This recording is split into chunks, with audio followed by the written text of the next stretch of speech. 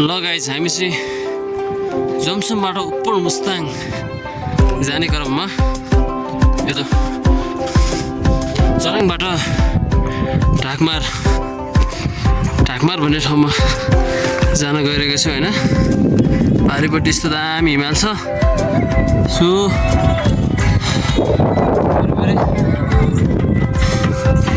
Vas चाहिँ अलिकता अक्सिजनको मात्रा कम भएकोले हिँड्न चाहिँ गाह्रो भइरहेछ, तर मजा चाहिँ बवाल मजा आएर।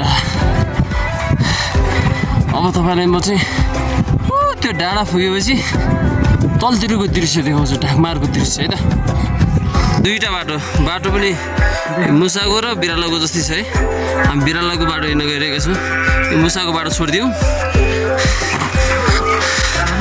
उकालो पनि यार नाकको डाँडाले ट्रेन जस्तो उकालो छ है, गाह्रो छ।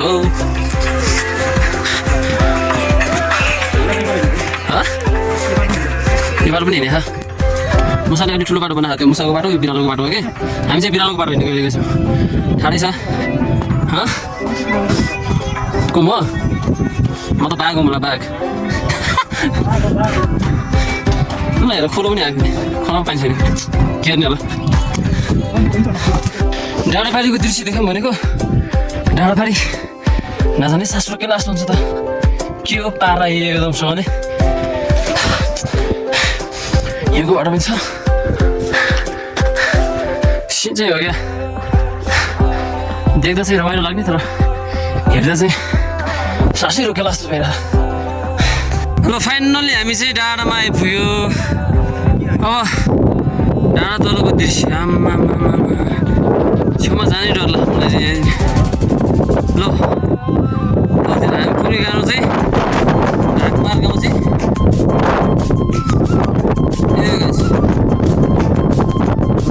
बाटो चाहिँ अब यहीबाट जाने हो।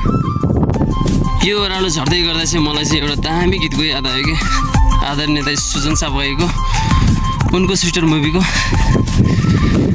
घरी घरी पस्दै पस्दै डाली डाली बस्दै बस्दै, घरी घरी पस्दै पस्दै डाली डाली बस्दै बस्दै, कहिले काहीँ थाके जस्तै सङ्गीत र सुगन्धको, कहिले काहीँ थाके जस्तै सङ्गीत र सुगन्धको।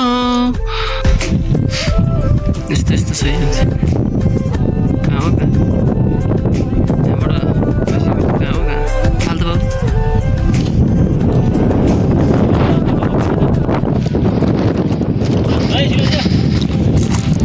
देउरालीमा बतास चल्यो, दामी बतास चल्यो।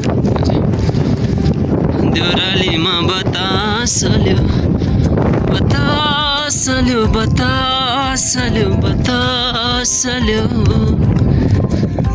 अब चाहिँ यो बाटोबाट निस्क्यौँ है।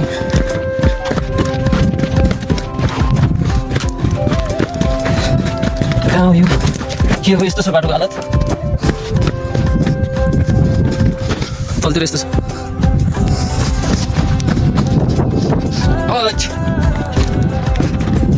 हाम्रो ग्याङ चाहिँ अब गाउँ प्रवेश भइसक्यो। घोडा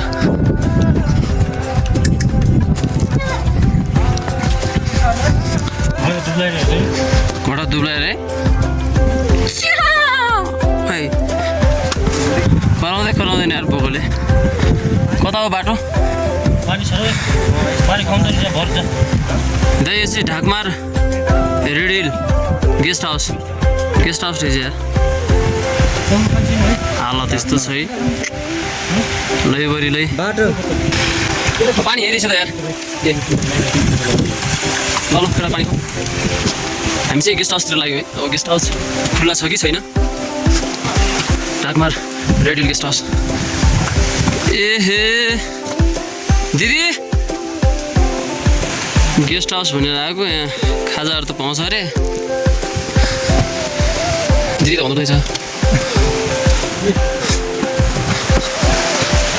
ल यहाँ सबै चिज पाउँछ अरे, खाजाहरू सबै आइटम बनाउँछ अरे क्या।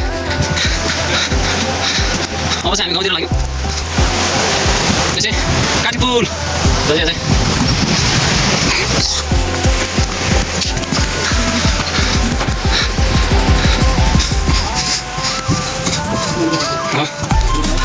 त्यसै दुईवटा पतिर गएर चाहिँ सुधार बाटो रहेछ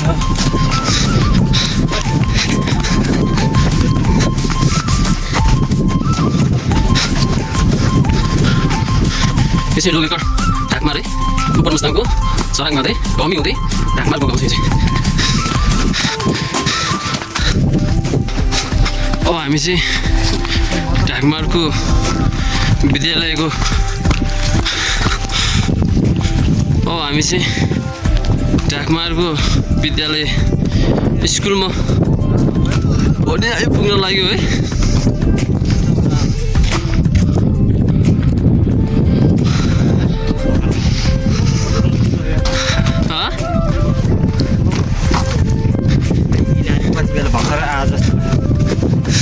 भर्खर आउँदैछ नि त त्यहाँबाट त्यही बाटो रहेछ कि त्यो बाटो हुँदै आएर चाहिँ क्या आउनु भयो हामी चाहिँ अब अहिले मुस्ताङ जिल्लाको लोधेघर रामदर कुण्ड गाउँपालिकाको वार्ड नम्बर 2 ढाकमर भन्ने ठाउँमा आइपुगेका छौँ। हेलो गाइजहरू, तपाईँहरू पनि घुम्न आउनु सक्नुहुनेछ। यता पारिपट्टि सामान्य 500 माटो ढिस्क्यो, ढिस्कोबाट 13 बाउ निस्क्यो भने जस्तो यहाँ खुल्लै रहेछ त, जाम न त यहाँ होटलमा। ल हामी चाहिँ खाजा खान छिरिसकेका छौँ है।